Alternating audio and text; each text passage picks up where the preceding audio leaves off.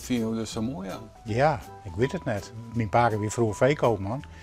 En die in echte koe en ik doe in lege koeien. Dus misschien is het ik het van mijn pa aan mij kringen, ik weet het net. Maar ze loeien in ieder geval net meer. Ik hoef ik net de fjord in.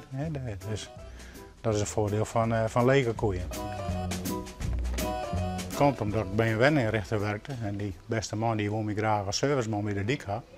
En die had me op een leercursus gestuurd. Daar moest wat verstaan van leer krijgen. Want zijn klanten, die moet ik adviseren kennen, zeg maar. En zo een beetje de passie aan leren ontstaan. En later, toen ik bij mezelf begon doen, heb ik een opleiding meer leerloerij volgen, met mijn vrouw samen. En die passie is alleen maar groter worden, zeg maar. Hè.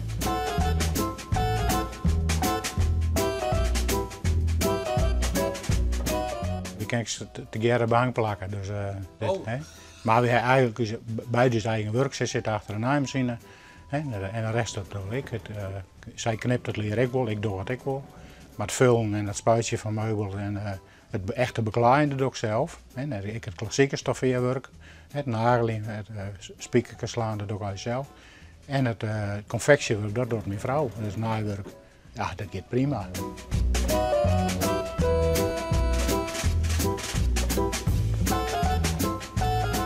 Hoe lang wil je nog trouwen? Want ja. Je bent wel een mooie leeftijd, of niet? Ja, dat klopt. En ik besef het net altijd. Hè, dat ik 60 ben, dit jaar wel 68. Ik besef het net altijd.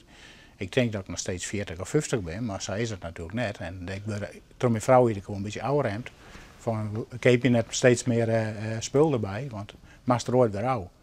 Maar dat kan ik nog net helemaal 100 punten loslaten. Dus de bedoeling is om dat een beetje langzaam een auto te bouwen, dat ik een beetje aan wennen kan. Ja.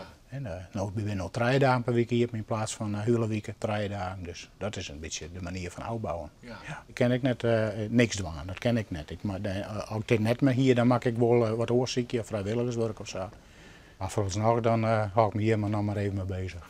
Bij alles wat ik dien heb, ben ik altijd met plezier naar mijn werk gaan. Fluiten naar mijn werk. En ik nooit een dag zonder werk zitten. Dus na 50 jaar werken, dan eigenlijk moet het gebeurd werden, na 50 jaar werken, maar dat wil nog net.